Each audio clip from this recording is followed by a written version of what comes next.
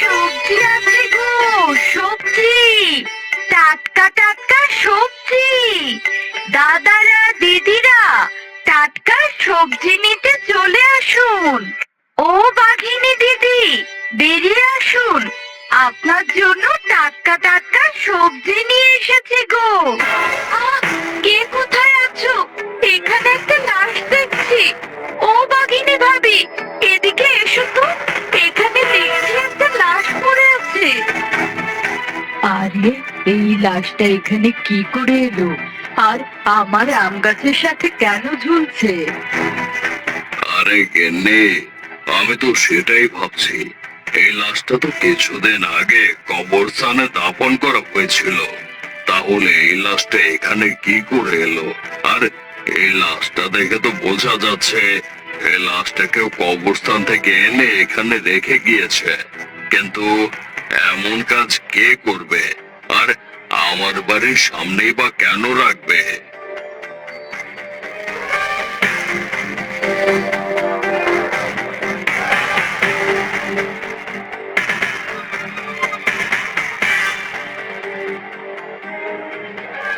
আরে আরে, আজকেও তো দেখছি গোরস্থান থেকে একটা লাশ উঠিয়ে নিয়ে গেছে। আমি তো কালকে রাতে ভালো করেই পাহারা দিয়েছি, কিন্তু লাশটা এখান থেকে কে নিয়ে গেল? এটা কি হচ্ছে?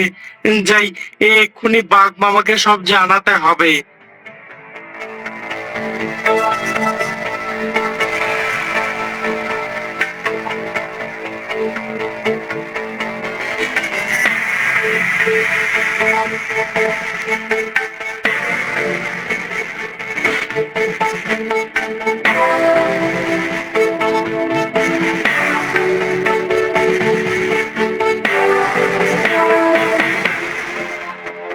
বাঘ মামা, কবরস্থান থেকে প্রতিনিয়তই লাশ চুরি হচ্ছে।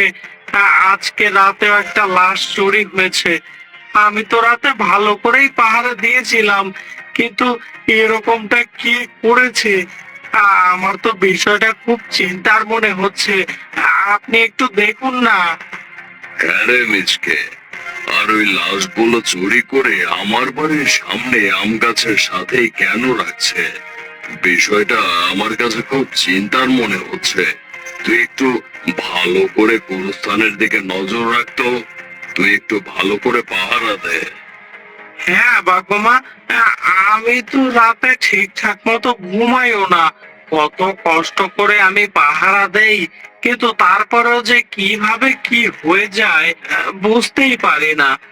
ইদানিং রাতে আমি কবরস্থানে একটা বাচ্চার কান্নার আওয়াজ পাই, আর কান্নার আওয়াজটা শুনতে কেমন যেন উধাও হয়ে যায় বাচ্চাটা।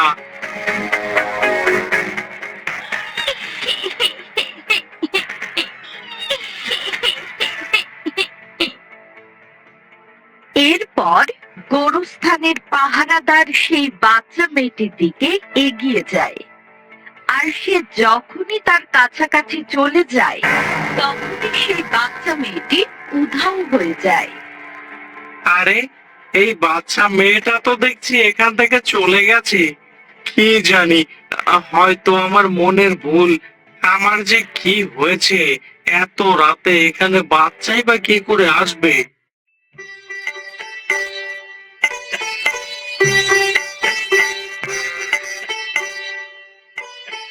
পরের দিন সকালবেলা শেফা শিয়ালিনী ও বিড়ালিনী বাঘমামার বাড়ির সামনে দিয়ে যাচ্ছিল।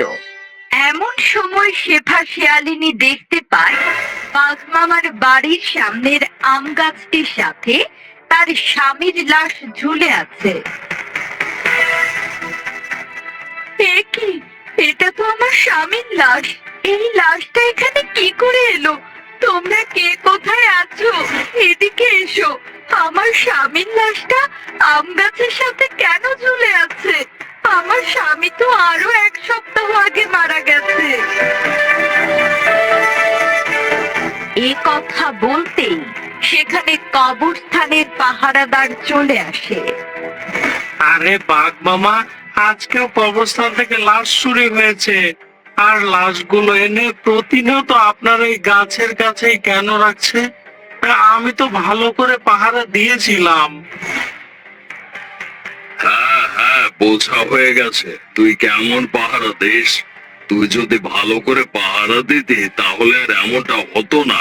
বুঝতে পেরেছি, তোকে দিয়ে আর কিচ্ছু হবে না। আজ থেকে তোর সাথে আমিও পাহারা দেব।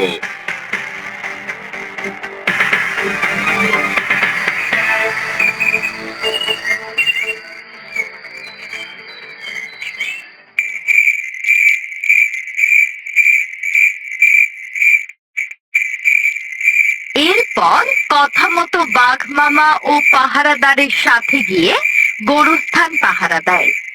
আর তারা কথা বলতে বলতেই সেখানে একটা বৃদ্ধা বুড়িমা এসে হাজির হয়।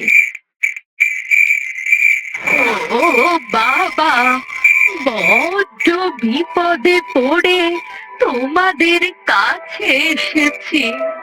তোমরা আমাকে একটু সাহায্য করো না। আমার ছোট্ট নাতনিটা ঘরে ভীষণ অসুস্থ হয়ে পড়ে আছে। আমি বুড়ো মানুষ, নাতনিটাকে ডাক্তারের কাছে নিয়েও যেতে পারছি না। আশেপাশে কোনো গাড়ি নেই। তোমরা আমার নাতনিটাকে বাঁচাও গো বাবা। এসো, আমাকে সাহায্য করো। আমার নাতনিটাকে ডাক্তারের কাছে নিয়ে যাও। আরে ছিচকে, এই বুড়িমা কি বলছে? ওনার নাতনিটা নাকি গুরুতর অসুস্থ। বাচ্চাটাকে আমাদের বাঁচানো উচিত। চল চল, এই বৃদ্ধা বুড়িটাকে সাহায্য করি, ওনার নাতনিকে হাসপাতালে নিয়ে যাই।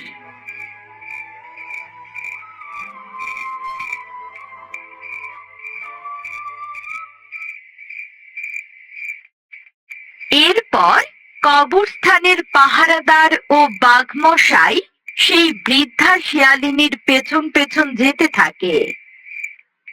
আর তারা হাঁটতে হাঁটতে কিছুক্ষণ পর খেয়াল করে বুড়ি হঠাৎ করে উধাও হয়ে যায়।